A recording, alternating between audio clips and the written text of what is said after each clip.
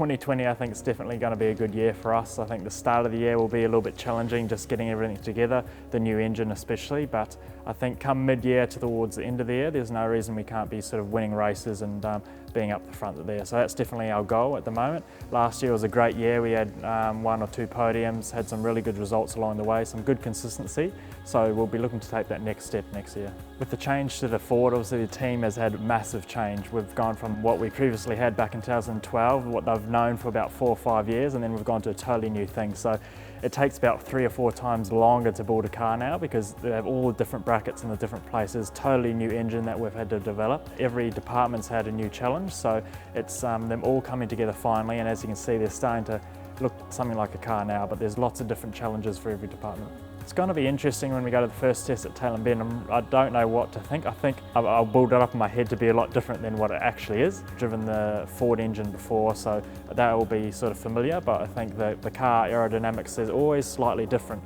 Like last year when we were tweaking the aero on the old car, it was very different from little tweaks, so I think now that's a whole new car. It'll definitely be a lot of adjusting, a lot of figuring out what tunable tools we have in the car and all sorts of stuff like that. So we're in the new Mustang doing a seat fit, it's pretty cool, and here at Cali Racing we have a slightly different inside than other cars. So we have the standard gear lever, which is 6-speed, and then you see all this other stuff here that we always play with. So here's the roll bars, so we have the red is rear and blue is for front. And you normally start them pretty neutral, sort of the same depending on your car setup and stuff like that. And over the race, quite often they'll end up almost in the opposite ways. And you change that because of your tyre wear. So generally your rear tyres go off faster than your front. So then you'll adapt the car to sort of suit that so you get the most out of your tyres and don't wear them out. On the back of the steering wheel here we have the paddles. They're not to change gear, but they are to change the bias. One way's forward, the other way's back, and it's just an easy way to keep your hands on the wheel to change your bias. You'll change that probably 2 or 3 times a lap. And actually at the Gold Coast last year I got cramps all through my hand from changing it all, and especially the paddles because they're quite hard to pull. So there's a lot going on in here, but yeah, very essential parts.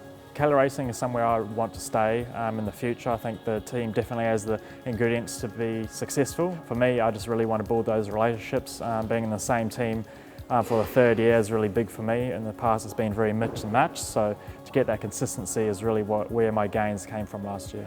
From about a week after Newcastle, I started my sort of training period. It's sort of the period that I take the opportunity of being at home because we're away so much during the year. It's really hard to keep your training consistent. So to be able to eat properly, all that sort of stuff. Also your personal sponsorship stuff, your helmet stuff. There's so much that goes into the off season that you don't sort of see. A lot of organising, a lot of ringing people, sorting contracts out. So it's definitely a busy time of year. Yeah, it's going to be a bit strange not going to Pukekohe, but Hampton Downs, it's a really good track. It's got amazing facilities. I think it's going to be really good to experience something different. Some good racing I think will be there. There's lots of overtaking opportunity, good undulation throughout the track, so I think it's going to create a good spectacle. In 2020, as far as the crew goes, it's all basically the same. I've got 1 or 2 new guys on the team, but I think consistency is really key. So I'll have Dylan on the car again. I think this is our 4th or 5th year together, so that really helps me there. And then come Enduros, we're not quite sure who we'll have as a co-driver. Todd might make a comeback if we can get him to dust off his boots.